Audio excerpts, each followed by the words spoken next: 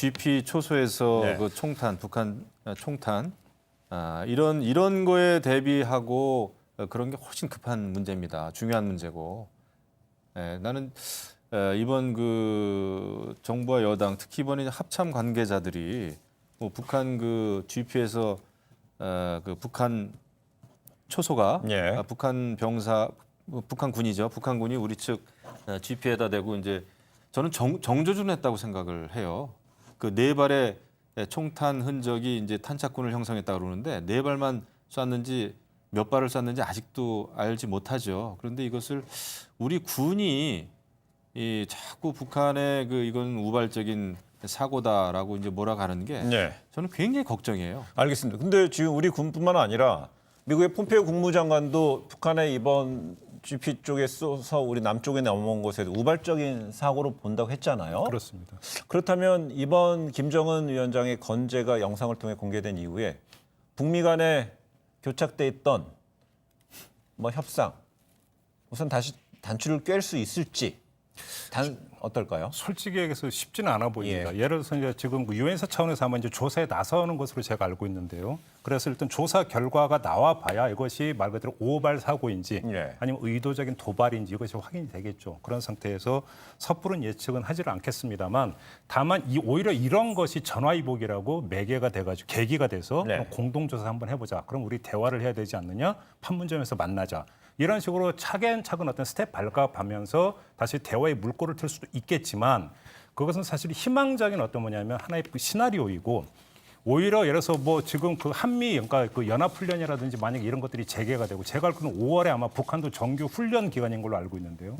이런 여러 가지 어떤 군사적 일정을 고려를 해보면 그런 어떤 대화 테이블이 바로 가동이 될 가능성은 오히려 더 낮아지는 거 아니냐. 일단 이렇게 좀 봐야 될 것 같습니다. 근데 이거는 북한의 9.19 남북 군사 합의에 대한 정면 도발인데다가 정면 위배인데다가 이게 자꾸 우발적인 사고다 이렇게 북한군 입장에서 어떻게 우리 군이 이야기를 하는지 모르겠고요.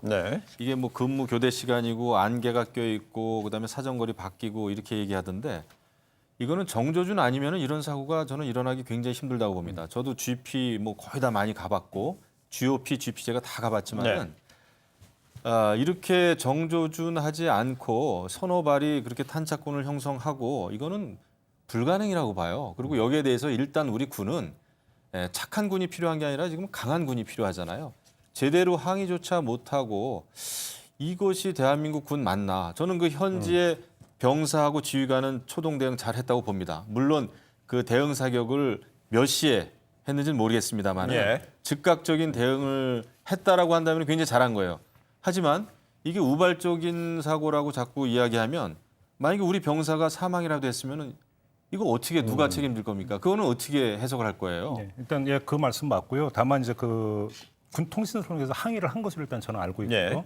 두 번째는 아마 이런 거였겠죠. 9.19 군사합의의 가장 근본적인 취지는 우발적인 충돌을 막자라는 게 이제 근본적인 취지인데 근데 지금 그게 어떤 경위건 간에 지금 우발적인 현상이 발생을 했으니까 여기서 그러면 9.19 폐기로 가느냐, 9.19 강화라고 해야 될 것이냐라는 이제 갈림길이 있다고 봐야 되겠죠. 저는 그런 점에서 조금 전에 이제 그 앵커께서 질문 주셨던 부분들을 더 이어서 간다면 우발적인 충돌을 방지할 수 있는 것은 더 멀리 떨어지는 게 가장 좋은 방법 아니겠습니까? 그래서 나오고 있는 거죠. 그러니까 9.19 군사합의에 나왔던 게 GP 철수잖아요, 사실. 근데 시범 철수 말고는 더 이상 그러니까 진척이 돼 있지 않은데 오히려 이런 것들을 모멘텀 삼아서 갈 수 있는 여지는 있을 것 같다. 좀 그렇게 추진했으면 좋겠다. 이게 우발적 사고라면은 이 총을 쏜 북한 병사는 정말 신들린 명사수예요. 알겠습니다.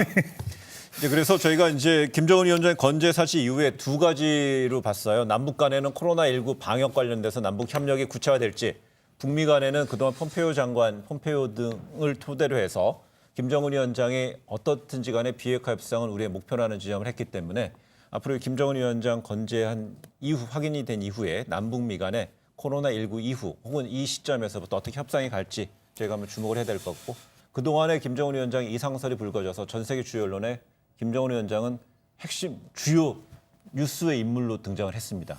그런 어떤 부분이 어떻게 협상을 다시 재개하는 데 있어서 얼마나 추동력을 가질지 저희가 좀 지켜보고자 저희가 이 질문을 한번 구성해 봤습니다.